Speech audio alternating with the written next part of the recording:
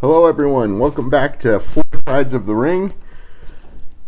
We are here tonight to talk about Saturday night's main event, which turned out to be, it turned out to be. That's what we're going to say for the time being. I'm not a wrestling god. We got it. We have an issue that we'll bring up, but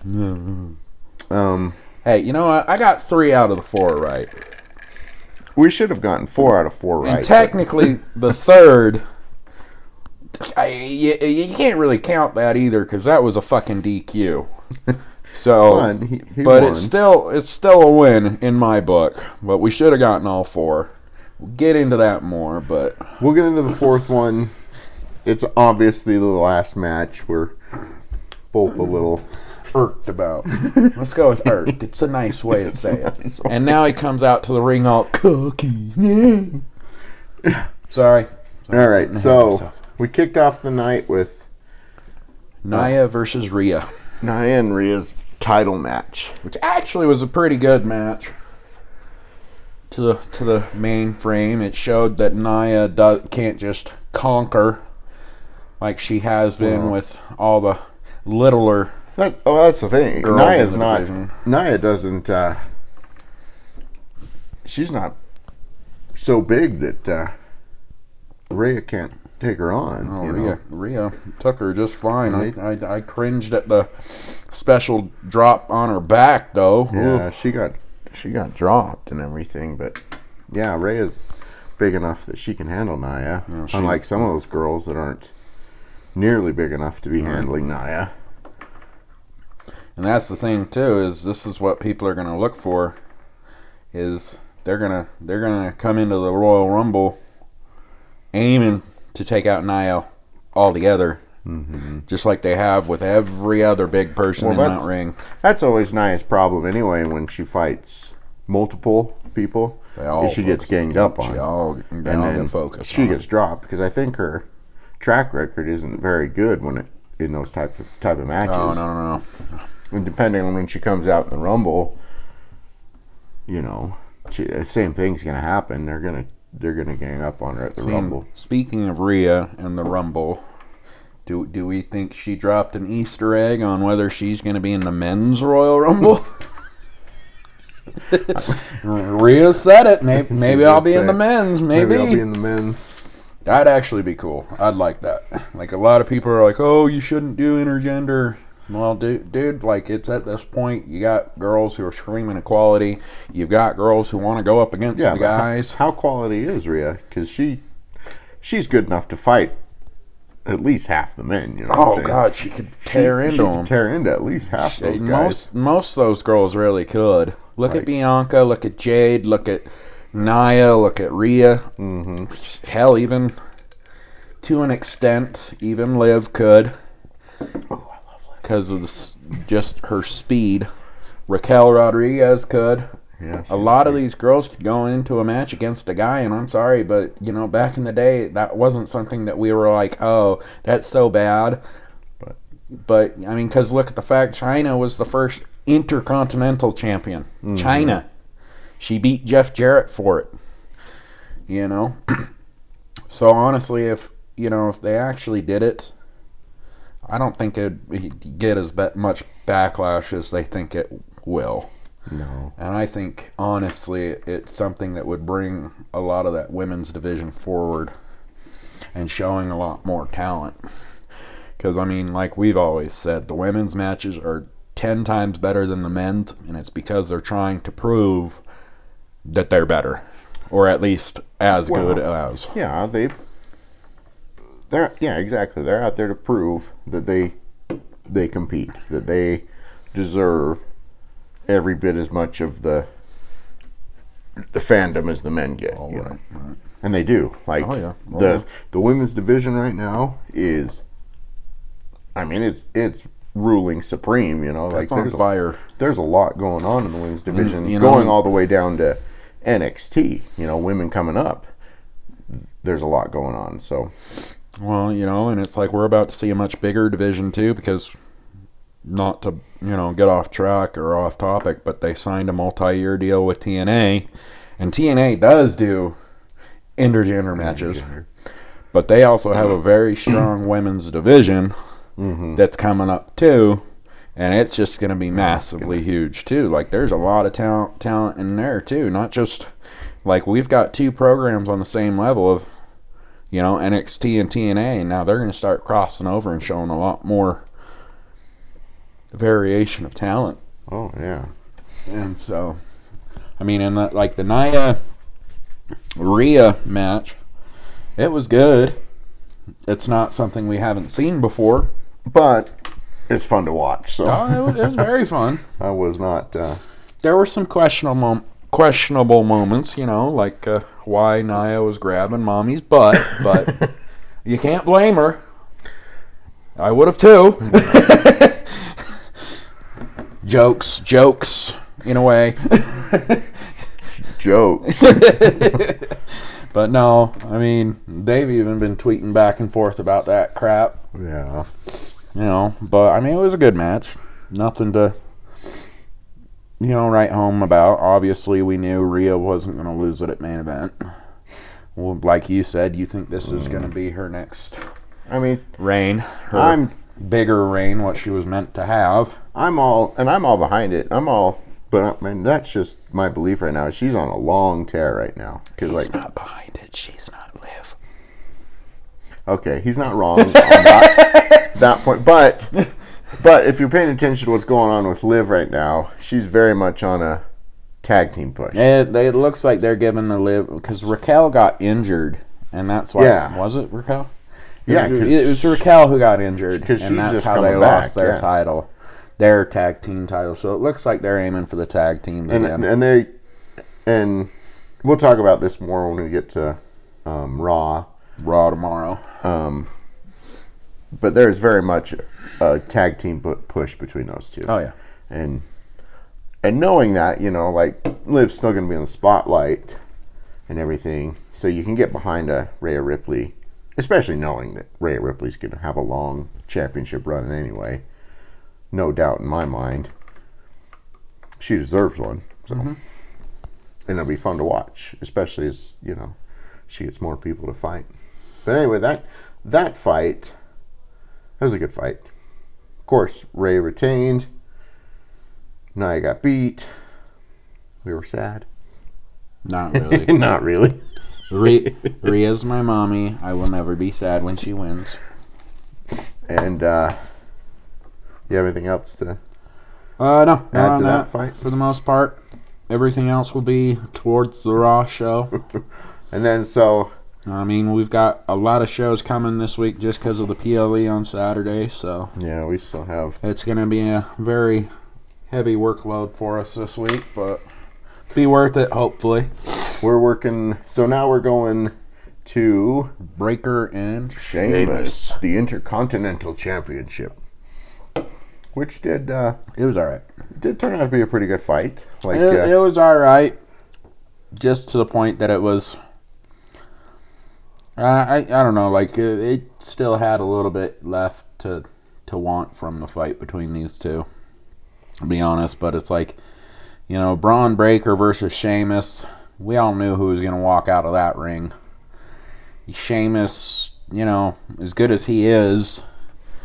Hate to say it, but, age plays a factor, and you're putting him in a ring with a 20-year-old who can vibrate that ring to a blur and run as fast as he can. What do they say it is? 23 miles an hour back and forth? I think that's what I heard. 23 miles an hour running back and forth in that ring. Obviously, Sheamus just, he ain't going to stand much of a chance. So the question is then, because the talk is always, he hasn't won. Sheamus has never won the Intercontinental Championship, and it's the only one he's missing. Is he going to get that? He will. Is he going to get it? It's going to be, because let's face it, Braun Breaker should not have that belt. Not anything on him. He is a much bigger level than needing Intercontinental. He should be up in the highlights with the World Heavyweight title or the WWE Undisputed Championship.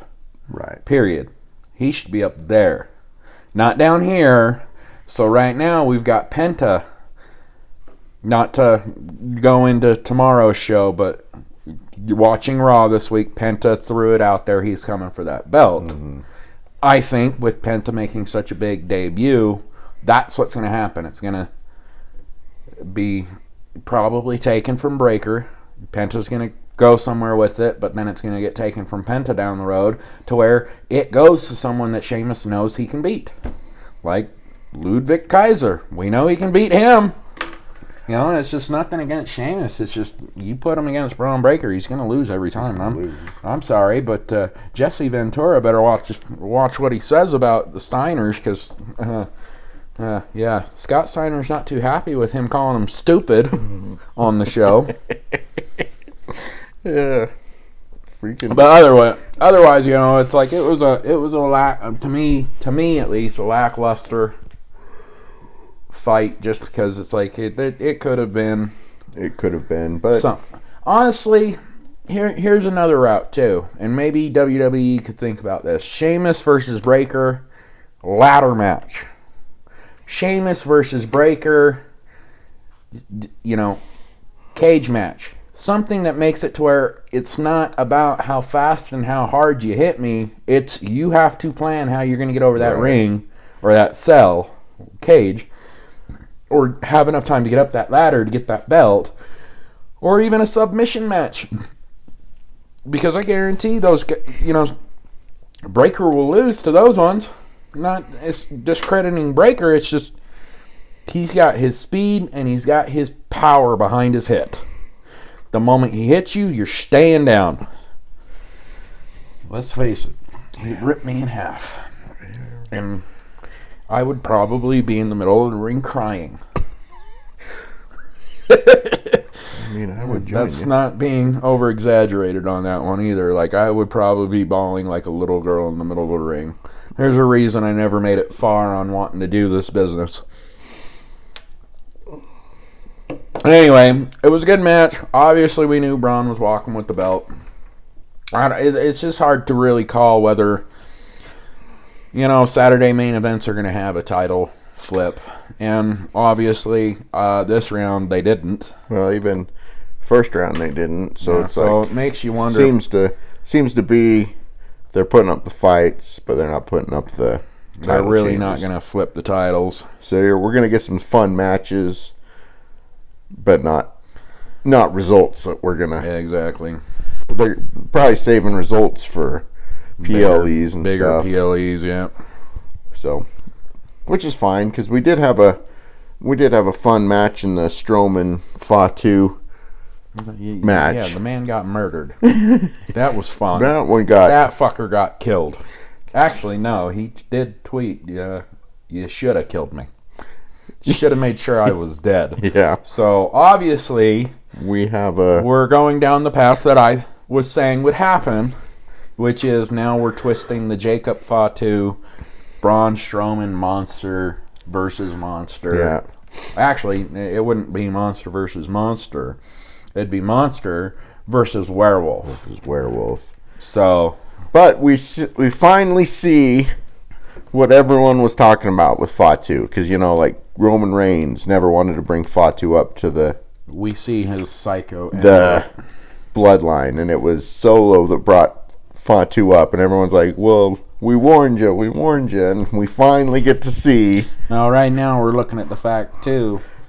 He has no leash.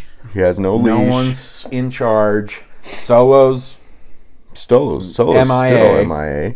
The only one that's coming out is Tama Tonga, and he ain't got nothing. He's not enough to. He don't care. He couldn't stop. He couldn't stop Fatu. At main event, he tried. He got out there. He got out there, but the moment Jacob ran back in the ring, he stayed up on the apron and just was like, "There's nothing he can do about it." Yeah, So right now I think we're seeing the wild side of the werewolf. And obviously, we've seen the posts. How accurate they are, I don't know. Personally, I've seen them through pages that give me accurate news that they won't be called the Bloodline anymore.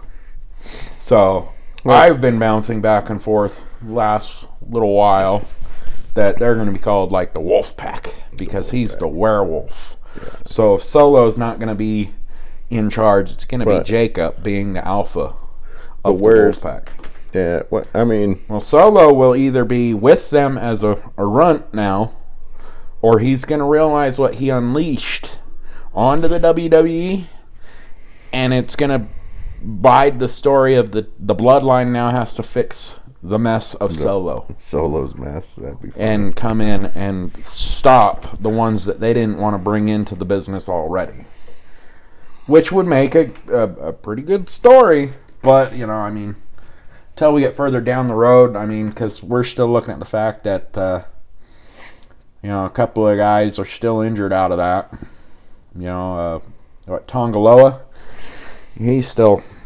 Let's see, he's still out. He tore his bicep, right? Yeah, he ain't going to be back for a minute. Not that, I hate to say it, but not that it matters. He's got a lot of work that needs to be done. It is... cringe-worthy watching him sometimes because he just makes... He makes mistakes. The mistakes he makes, you almost want to say he got the free ride from his family name to where people kind of looked the other way. And it's sad because it's like, the guy's got talent. He just needs to focus more on what he's doing and not, I want to almost say, overthink.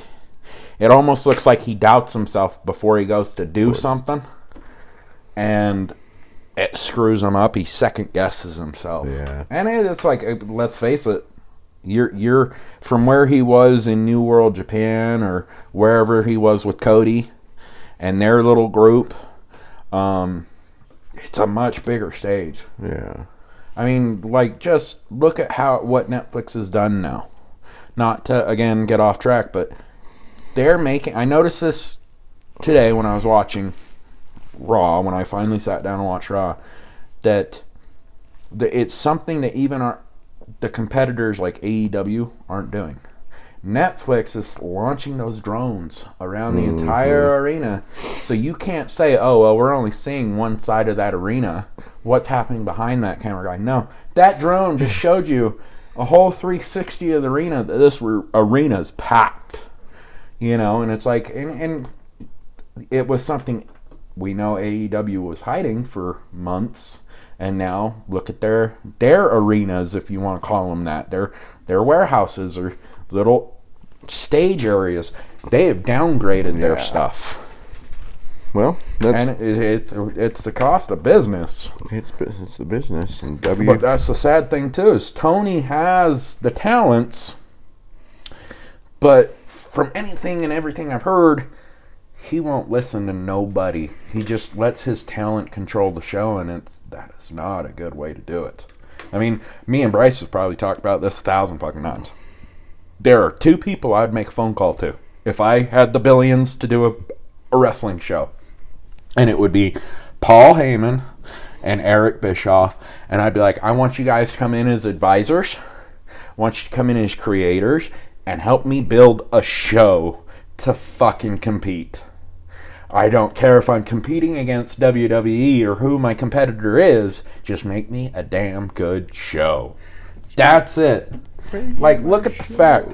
TNA was at its biggest heights with Eric in charge. A lot of people don't want to hear that, but they were. He was pushing TNA to go to arenas, and it was starting to sell. But then all of a sudden they're like, no, we're not seeing any profit before the year was even out. So they went back to their warehouse shows, which, even Eric said, you need to be out on that road in the arenas for at least 3 years before you pull that move. Mm-hmm. Which, I'm just telling you right now, TNA could have been a big competitor because Eric was making it. He was really starting to fashion it into WCW Phase 2. Yeah. So, but with the Braun Strowman Jacob match, I think we're about to see like almost like Bloodline 2.50 now. We're about to see the third of the story. And it's going to be either Jacob in charge, causing mayhem and misery because they painted him out to be this horrible guy. Why the hell did you bring him here, Solo? We warned you, don't fucking do this. Well, guess what? He did it. Now he's unleashed. So, and we just saw what he can do. He just destroyed Braun Strowman. He cracked his fucking face open. Like, that guy was bleeding out in the ring. And I hate to say it, that is not a way you want to win a match by DQ, because that's not a win, but it's a win. And now it's about to be Braun Strowman. He sent that message after the show. You should have killed me. You should have ended me. And you're going to wish you did. So now Braun Strowman's about to take a bigger step towards Jacob Fatu, and I think we're going to get the Braun Breaker? No, not Breaker. Bronson Reed. Reed? Mm-hmm. Reed. We're going to get that story that we didn't get, but it's going to be Strowman and Jacob instead. Because, sadly, Reed broke his ankles. God. That had to have hurt. Yeah, he's still down. He's going to be down probably most of the year. Sadly. I do like his tweets, though. He's cool. I won't tsunami him. I will tsunami him. No, he's good. He's good. All right. Final match. The one that we're all bullshitting. It's a whole lot of bullshit. I will state this. At least it didn't show him getting his ass kicked the entire fucking match and then turn around and fucking slaughter him. Okay, but what bothered me is that it didn't phase him in the end. He got a super kick, a fucking frog splash, and a spear, and it didn't phase him in the end. And then it was like it was nothing, and he just turned around and got the powerbomb twice. No. What bothered me out of that, like, I can get the boost of energy, adrenaline, getting out of it, all that crap, right? What bothered me after that was the pin. Because both feet were up in the fucking air. If I fucking full weight on someone like that, yeah, they're not going to jump out. They're not jumping out. But the fact that Jay threw those moves. Everything. Every special he had under his sleeve. And, it was nothing. And then it was nothing. And I'm like, really? That's how we're going to end it? Like it was nothing? Yeah, no, I hate to say it. I keep calling this. Like, I keep stating, I am sick and tired of seeing Gunther act like it's nothing. It's nothing. And at least this match was more 50-50. They were beating the shit out of each other quite well. But I am sick and tired of him saying, acting like everything's nothing, and then at the end of that fucking match, the eyes, the look he had at Jay, like, I almost fucking lost. And he has the nerve to come back out, then the next straw, and act like he was the Billy Badass and fucking won. Bro, I want someone to go stomp the shit out of him. It's like, honestly, I want Drew to win the Royal Rumble just to go challenge Gunther and kick the shit out of him, put a fucking boot in his face. Like, I'm getting sick and tired of Gunther. Oh, I'm sorry, Gunther. Yeah. No, that was irritating. That irritated me. It's irritating to watch because it's not good. It's not a good storytelling when I just took a super kick, a frog splash, and a spear, and I'm fine.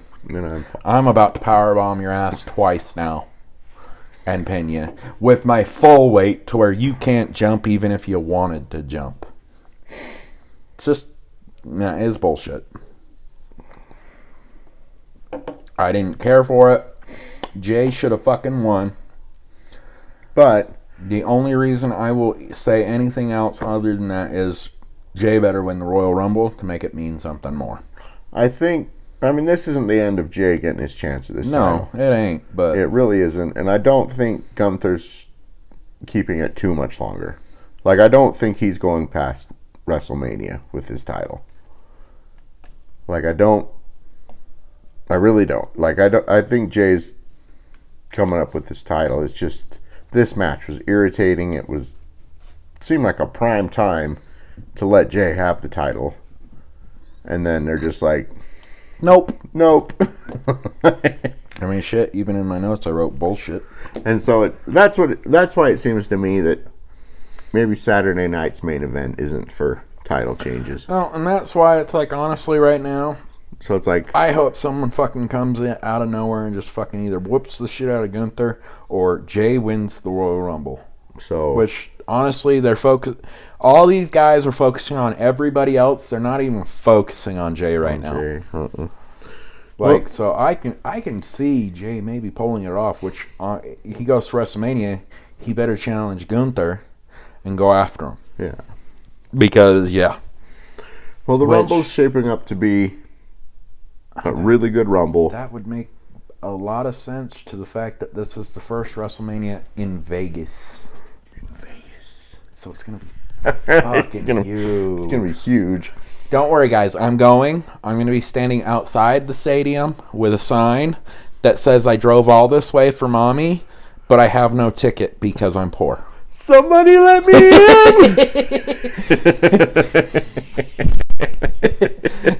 Somebody! Not that it would be a very long drive. It's about 3 hours away. That's where I sit. 3 hours away, WrestleMania, and I am poor. So the one WrestleMania I could have had a chance to go to, I can't even afford to go to. Yeah, that's so funny. Oh, that would be so much fun, though.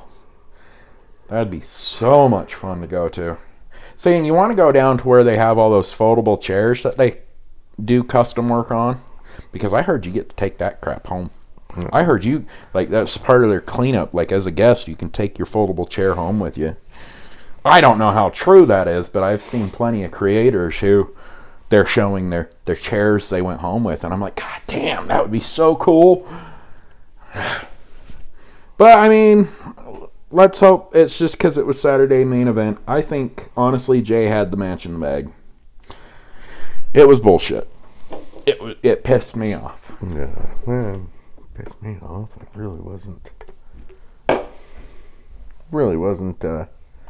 didn't think it was a good end to that match. No, it wasn't. That's what it really was. But overall, it was a good night. Saturday night's main event. So, and we also had the contract signing. Cody and Kevin, and yeah, not gonna lie, I kind of missed that a little bit.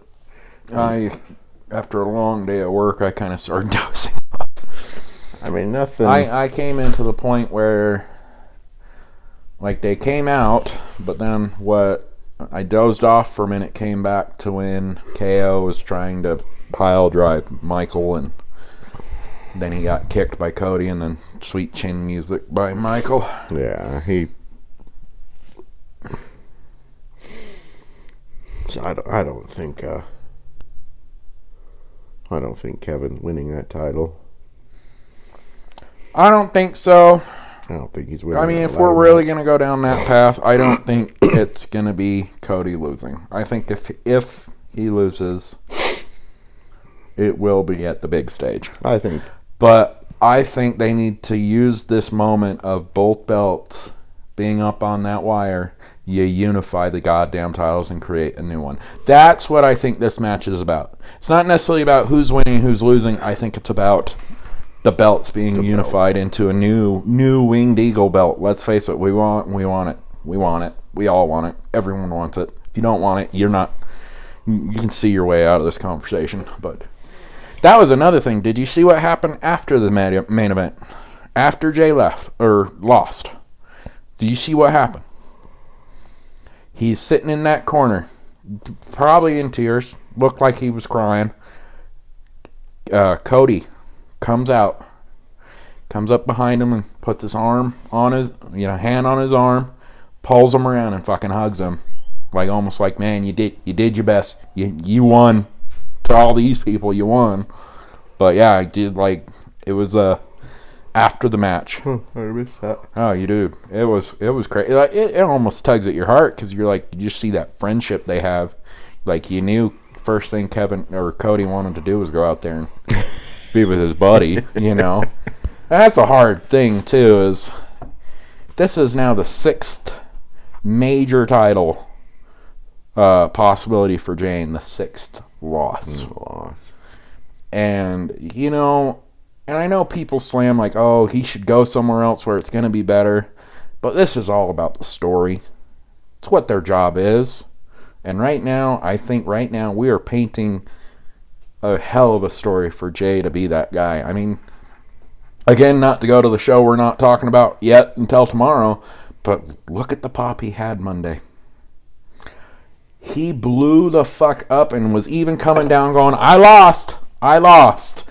And people did not care. That man's got an entire arena behind him. He's gonna be on top fairly soon. Hell, I would laugh if he was the one to throw Roman Reigns over the rope. Because Roman Reigns ain't gonna focus on family. He's gonna focus on the others. And what happens if Jay just decides, whoop, there you go. There you go. Yeah. I mean, I don't even think we got the number system yet. I don't know. With it being a week away, that's insane. Because usually, I wonder if they're going to do it just complete surprise this round. Because usually they've already been doing draws. Like they're doing like almost like a bingo thing. So maybe they're doing it on Friday. I just think it's strange so far that they haven't done any at all. Which honestly, I wouldn't mind if they're just doing straight up surprise who's where. That'd be a good Royal Rumble. I mean, I can't wait to watch it. Yep. So definitely, but well, cool. Well, we'll end this for tonight. Thanks for coming in and joining us as we talked about Saturday night's main event. Join us again when we come back for Raw, SmackDown, and we'll be back for the PLE. Like we said, a lot of work days this week. Got a few shows this week to watch. Anyway, thanks everybody. Have a good night.